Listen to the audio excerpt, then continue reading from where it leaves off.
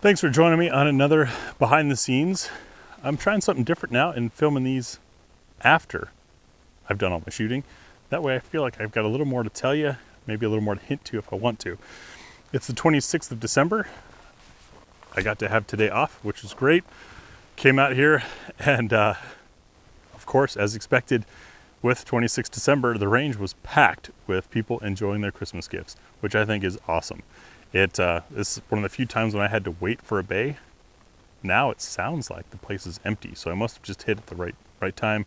Either that, or maybe this time I was the jerk with the spall flying off of the steel into other bays. Don't think so though. I actually shoot at a real distance. But I came out here to shoot two pistols, the Caracal Enhanced F, and man, that's the first time I ever grabbed guns by the trigger guard. No, not doing that again. I know these guns are cleared, so I felt safe doing it, but it's not stable.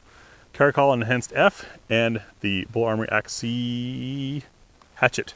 I could always mix up their naming system. This guy is one that patrons, if you're watching, I know I owe you the tabletop. It's filmed, I just haven't had time to edit it yet, get it uploaded. I've been waiting 6 years for this gun. I reviewed one of the UAE guns that was temporarily in the US years ago, and it was under the promise of, don't worry, we'll get you a US one when they come available. Well, that didn't happen until now. And I had my choice between conventional sights or this quick sight system. You see, it looks like ears on the slide. The rear sight is actually built into the slide here in front of the ejection port, giving you a very, very short sight radius. However, it also lines up very naturally, and I think advocates for the more instinctive style point shooting.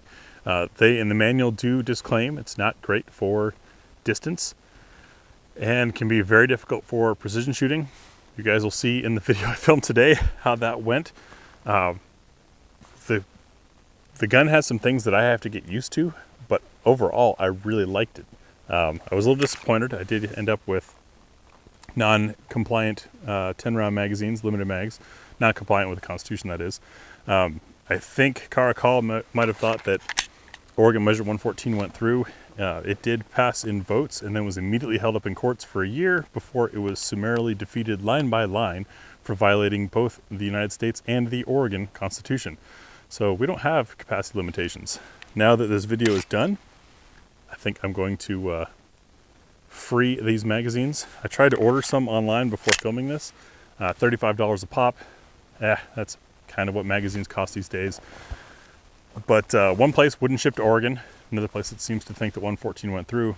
And the other place, it was $35 for shipping, which I'm not going to pay on a $35 item. I looked at the magazine cut, which looks a lot like the FN, but the only FN magazines that I had were 15 rounders. This is supposed to be an 18 rounder, so it was too short of a body to try it in this gun. Those of you that have bigger FN mags and a Caracal, please let me know and give it a try. The other bit was part 4 to the Axi Hatchet saga. I explain all this in the video, so sorry you're gonna have to skip that part when the video comes out.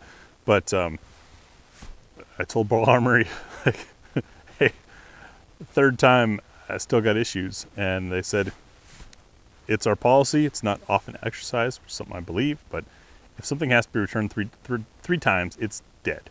And I said send it back, and we'll replace it. So a completely new serial number, completely new gun.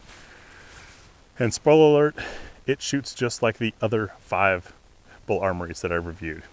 Great gun, had a great time with this. It was pretty fun. Other than that, for behind the scenes, I just got a message from the FFL while I was out here that the Walther PD380 has arrived. So I'll be spending some time with that. That one, when I first heard news, it was like, okay, it's an update to the PK380, and I wasn't too excited about it, but I also never handled a PK380. So with this being an update, I'm curious to see how it goes together and how the gun runs. And it's been a while since I've enjoyed a good 380. I shoot a lot of 9mm on the channel because that's the world's most popular handgun cartridge. But 380 is still decent, and some people prefer it, and I don't dismiss other caliber choices as long as they're sensible. So I'll be picking that up. I'm curious to hear from you guys what your thoughts are on the Armory series.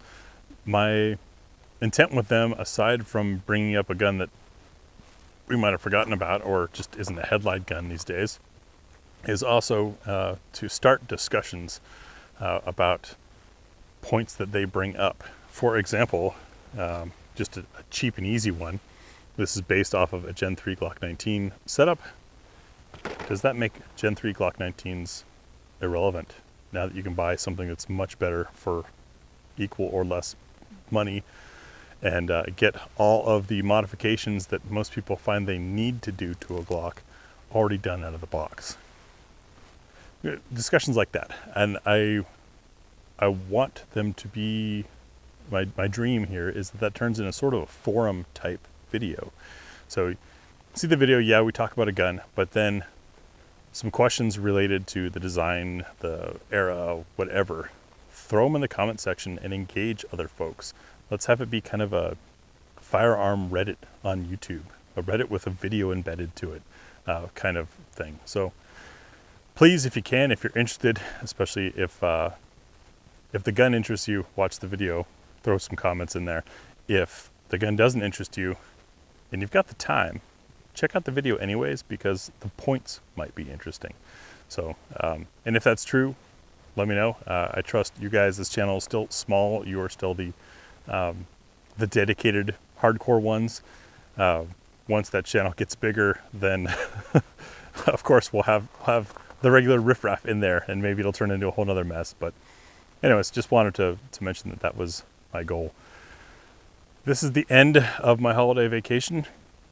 I had hoped to do a lot more range time than just these 2 trips, but well, you guys saw the one day we had near freezing fog, and then between then and now it had been all rain. Today actually turned out to be relatively beautiful.